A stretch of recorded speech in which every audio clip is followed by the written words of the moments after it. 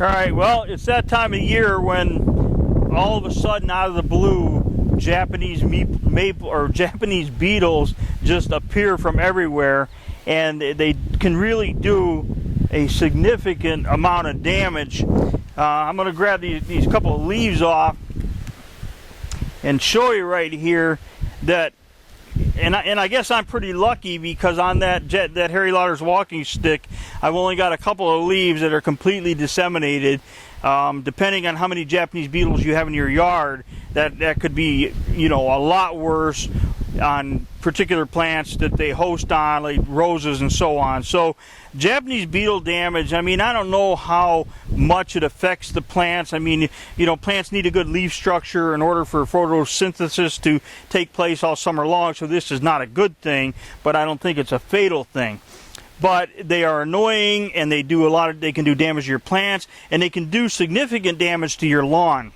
And what I'm going to try and do today in this video is help you understand the life cycle of the Japanese beetle, so you know how to win this war.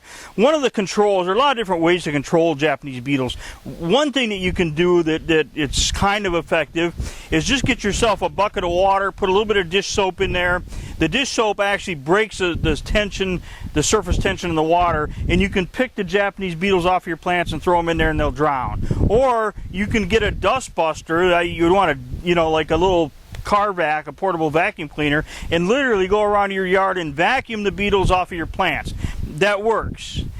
But what you really need to do is you've got to get rid of them. And the only way you got to get rid of them is to interrupt that life cycle that they got going on.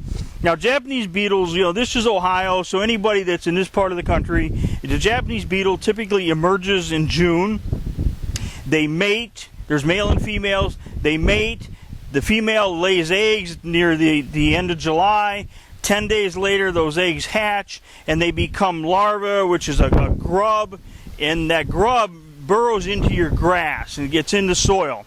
And like right down here, and if you really got it bad, a lot of Japanese beetles, you can cut a triangle in your lawn like this, and if it pulls back, or if you grab a hold of your grass like that and pull it back, you've got a lot of Japanese beetle grubs in there. Because what happens, as soon as they hatch, the grubs start feeding on the roots of your grass. They burrow into the soil, and they literally mow your lawn from underneath, and they literally just chew the roots right off of the grass. And of course, with no roots, the grass is not going to do well. It's going to dry out. It's going to turn brown. And worse than that, next year, next June, all of those grubs are going to hatch, turn into Japanese beetles. They're going to mate. They're going to lay more eggs. And then that cycle just keeps perpetuating. Every year you get more and more Japanese beetles. So there's a lot of different ways to combat this thing. If you don't mind using insecticides on your lawn, you can use some kind of a grubicide.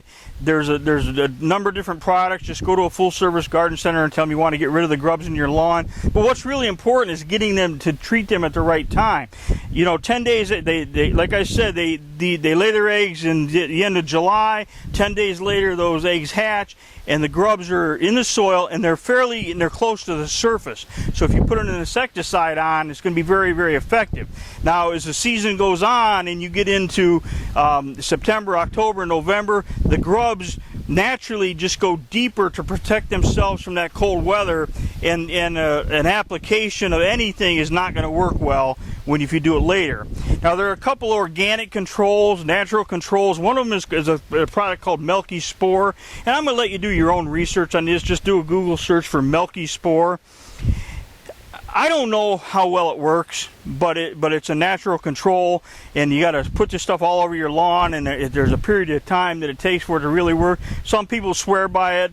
Some don't necessarily think it works all that well. And then there are also nematodes that are a natural predator to Japanese beetles, and there are places online where you can buy nematodes and put them in your lawn to control Japanese beetles. Again, the control can be somewhat iffy.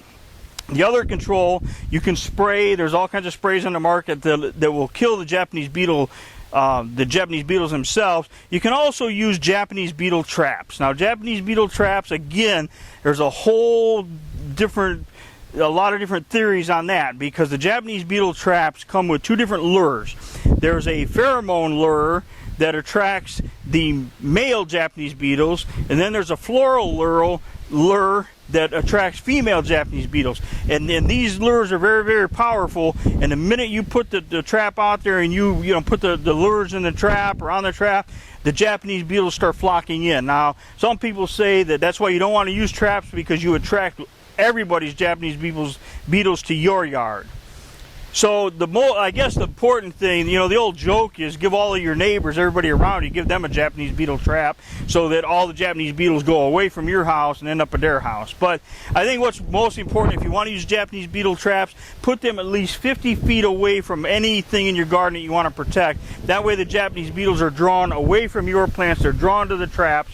But again, it's all about the life cycle, and you really got to control the grubs. The other thing is with grubs, if you've got a lot of grubs in your lawn, you're going to have moles and voles, gophers digging in your lawn because they eat the grubs, and you're going to get skunks coming around and just completely digging up your lawn in the fall.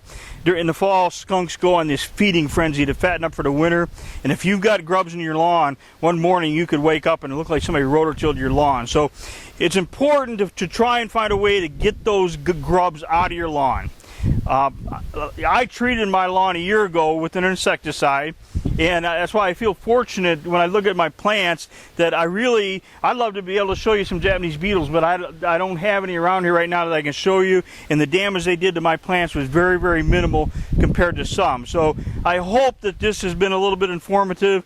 Do some research on milky spore nematodes for Japanese beetles and see what you think is going to work the best for you.